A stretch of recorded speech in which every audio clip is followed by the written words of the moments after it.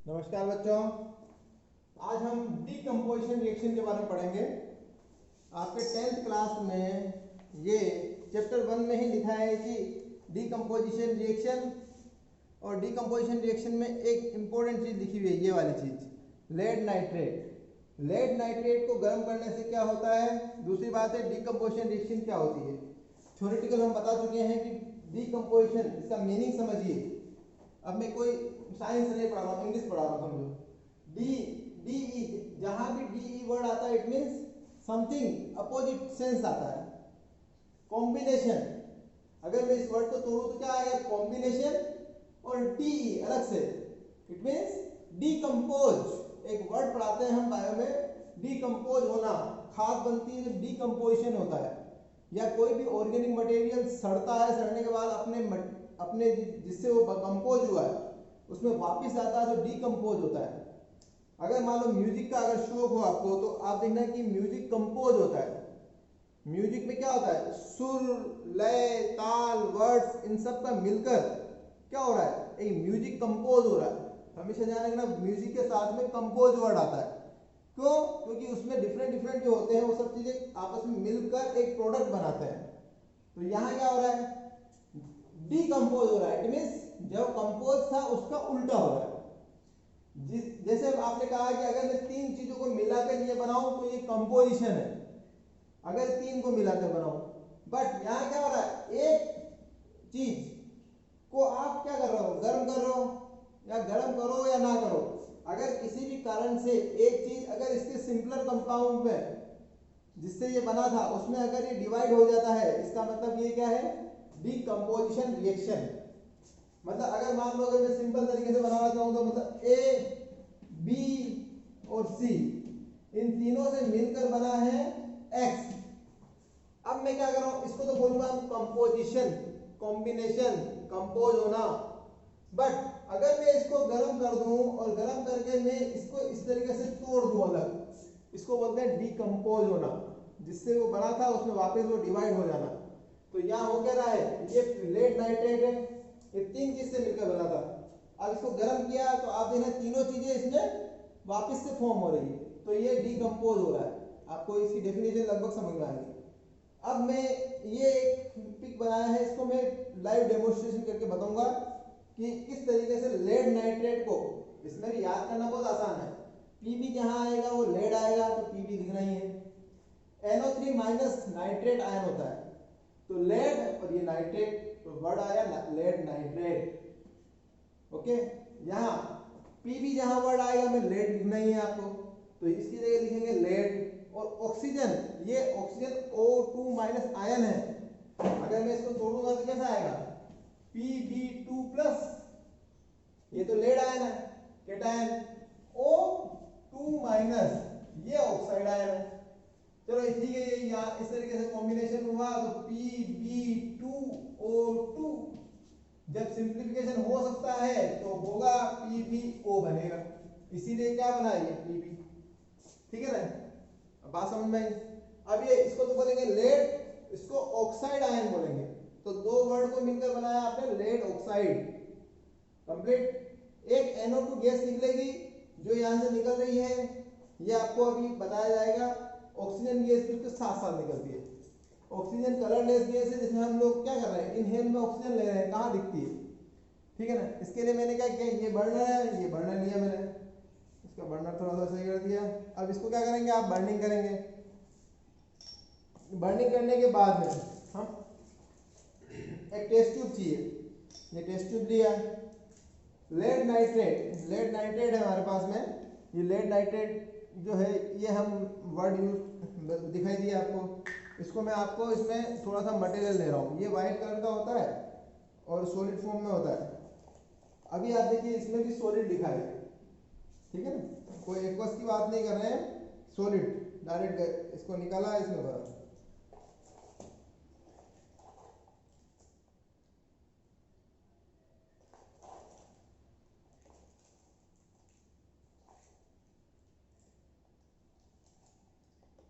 अब आपको इसको क्या करना है, इसको एक टेस्ट ट्यूब होल्डर से पकड़ लेना है,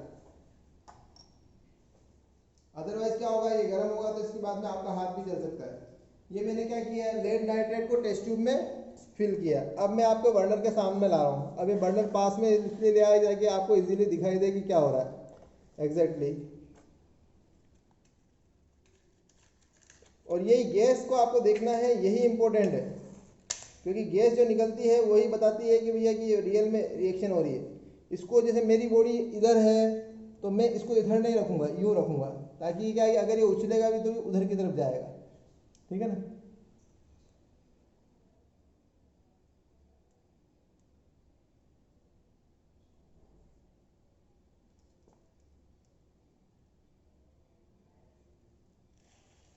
ये आपको वो भी दिखना चाहिए कि रियल में वहाँ पे क्या हो रहा है। पर ये अब मैं इस तरीके से, ताकि आपको पिक भी दिखता रहे और उसके साथ में क्या चेंज आ रहा है ये भी दिखता रहे, ठीक है ना। अब मैं आपको NO2 गैस और उसके बाद में लेड ऑक्साइड भी बनेगा, जो कि उसी के अंदर सॉलिड फॉर्म में रहेगा। देखिए वहाँ पे S लिखा है, S का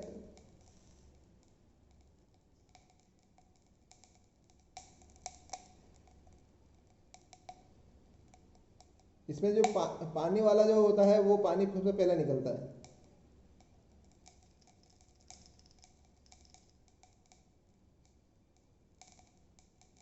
पानी का इवोपरेशन हो गया, या ऑक्सीजन जो निकलनी है वो भी इजीली फटाफट निकल जाती है। जो भारी गैस है वो है नाइट्रेट, वो आराम से निकलेगी। ये देखिए अब धीरे धीरे बनने लगी है, देखो पीलापन आने लगा है। ये जो पीलापन आ रहा है यही बाद में गैस के फॉर्म में निकलेगा। नाइट्रेट जो होती है वो पीली ही गैस होती है, nitrogen dioxide sorry. NO2 gas का कलर येलो होता है, देखिए बनना शुरू हुआ है, ये देखिए आपको दिखाई दे रहा होगा ये NO2।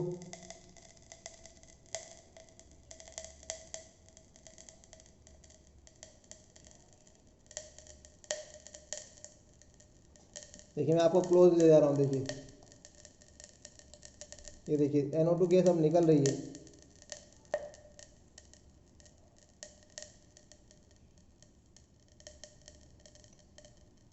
ये NO2 गैस भारी होती है इसीलिए नीचे गई है, ऑक्सीजन तो ऊपर चली जाती है। देखिए कितना अंदर वाटर, और ये इस तरीके का, ये देख रहे हो आप, ये जो गैस देखिए, और गर्म करोगे तो और निकलेगी।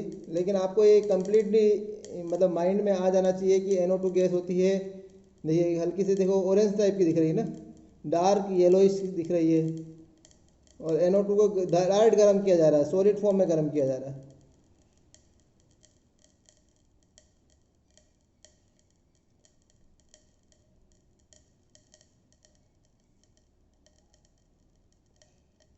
NO2 निकल रही है, इसको आपको लाइव दिख रहा है ना। और ये भारी है इसीलिए देखो नीचे बैठ रही है। अगर ये हल्की होती तो ये ऊपर की तरफ मूव करती।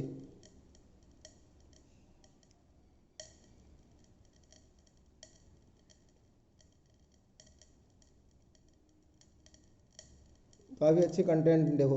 ये देखो अब जो मटेरियल बचा है वहाँ पर, ये है लेड ऑक्साइड। जो बच गया है ना ये है लेड ऑक्साइड।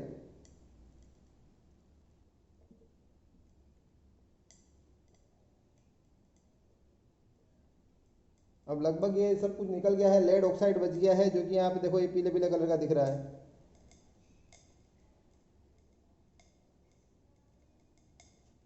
देखो मैंने आपको कहा था ना, किसी भी सॉलिड को ज़्यादा गर्म करोगे तो वो लिक्विड में कन्वर्ट हो जाता है, मेल्ट कहते हैं इसे। ये देखो मेल्ट हो रहा है ना। देखिए इसका टेम्परेचर अगर अच्छा पहुंच जाएगा तो मेल्टिंग पॉइंट पे। कुछ लोगों को अगर ये पता हो नहीं हो कि सॉलिड को डायरेक्ट मेल्ट भी किया जा सकता है। ये देखिए मैंने कहा था नमक को अगर घर पे गर्म करोगे तो मेल्ट हो जाएगा। ये देखिए यहाँ पे ये मटेरियल भी मेल्ट हो गया। ये देखिए लिक्विड फेज में दिख रहा है ना आपको, ये लिक्विड फेज में ये मेल्ट हो गया है। और इसमें से अब ये जो बच गया है वहाँ है PbO, लेड ऑक्साइड बच गया है। वहाँ से NO2 गैस बाहर निकल रही है धीरे धीरे। ये जो ब्राउन कलर की गैस ये वही है, ठीक है ना, NO2। काफ़ी अच्छी मात्रा में देखो अब और अच्छी से निकल रही है। देखिए ये देखिए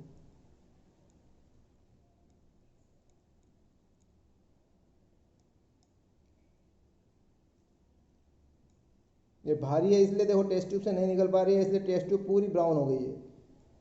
अब मैं इसको थोड़ा सा हिलाऊंगा तो ये निकल जाएगी, देखिए।